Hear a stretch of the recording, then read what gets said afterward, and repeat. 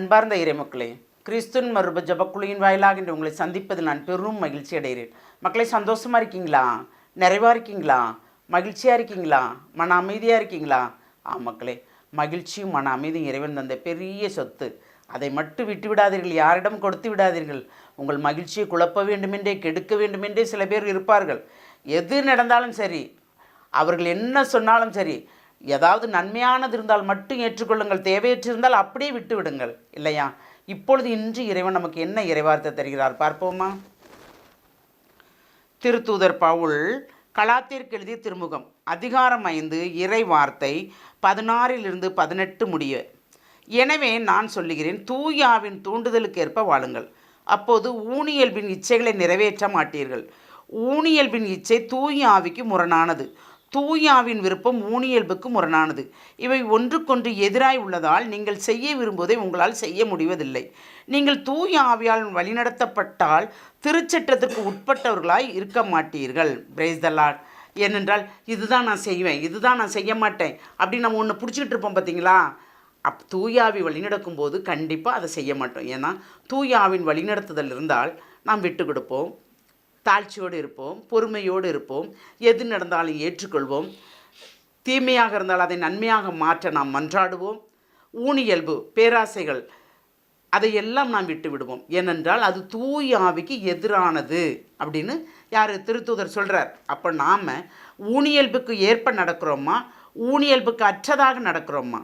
ஊனியல்புக்கு ஏற்ப நடந்தால் நாம் தூயாவின் வல்லமை நம்மிடம் இல்லை. அதை ஏற்பாமல் நடந்தால் கண்டிப்பாக நாம் தூயாவி வல்லமையோடு வழிநடத்தப்படுகிறோம். அப்போ அந்த ஊனியல்புக்கு ஏற்ப எப்படி இருக்கும்போது எல்லா ஆசையும் வந்துடுது, இல்லையா? முன்பு குறிப்பிட்டதை போல் எல்லா ஆசையும் இதில் வந்துடுது. அப்போ அந்த ஆசை வரும்போது தூயாவியார் நம்மளை விட்டு விலகுகிறார். ஆசையே நமக்கு ஒரு எதிரி தானே. நாம் இறைவனுக்கு உகந்ததாய் நடக்க வேண்டும் என்று தான் விரும்புகிறோம். ஆசை நம்மளை தடுக்கிறது, இல்லையா? இது வேண்டும் என்கிறோம், வருமானத்திற்கு மேலாக தேடுகிறோம், உழைப்பின் பயனுக்கு மேலாக தேடுகிறோம், பெற்றுக்கொள்ள வேண்டும் என்று நினைக்கிறோம், தானமாக பெற வேண்டும் என்று நினைக்கிறோம். ஆனால் நாம் கொடுக்க விரும்புவது இல்லை. நாம் எப்படி இருக்கிறோம்? நம்மளையே நாம் பரிசோதித்தால் தானே நமக்கு தெரியும். நம்மளால் பிறருக்கு உதவி கிடைக்கிறதா? செய்ய முடியாதவர்களுக்கு நாம் செய்கிறோமா? நமக்கு அவங்க திருப்பி செய்யக்கூடாது, புரியுதா? அப்படிப்பட்டவங்களுக்கு நாம் செய்கிறோமா? அப்படின்னா நம்ம நிறைவாக இறைவனுக்குள் வாழ்கிறோம். தூய ஆவி நம்மளை நிறைவாக வழிநடத்துகிறார். அந்த ஆவியின் வல்லமை கொண்டு நாம் நிறைவாக எல்லாமே செய்கிறோம். இறைவனுடைய செயல்பாட்டில் நாம் நிறைந்திருக்கிறோம். அவர் அருள் நமக்கு நிறைவாக இருக்கிறது. நாம் எதை பற்றி நடக்க வேண்டும் என்று நினைக்கிறோமோ அதை பற்றி நாம் நடக்கிறோம். அந்த ஒரு சிந்தனை மட்டும்தான் நமக்கு வேண்டும். ஏனென்றால் தூய ஆவிக்கு முரண்பாடானது எதுவுமே நாம் இல்லை என்று நம் மனம் நமக்கு உணர்த்தினால் அதில் நிறைவு உண்டு. அந்த நிறைவை நாம் கேட்போமா? தாயும் தந்தையுமான இறைவா, எனக்கு பின் என் துணையாளரை தருவேன் என்று சொன்னது போல் தூயாவின் வல்லமையால் எங்களை நிரப்பி எங்களை முழுமையாக ஆட்கொண்டு எங்களை நிறைவாக நீங்கள் வழிநடத்துகிற அந்த கிருபைக்கு நன்றி கூறப்பா.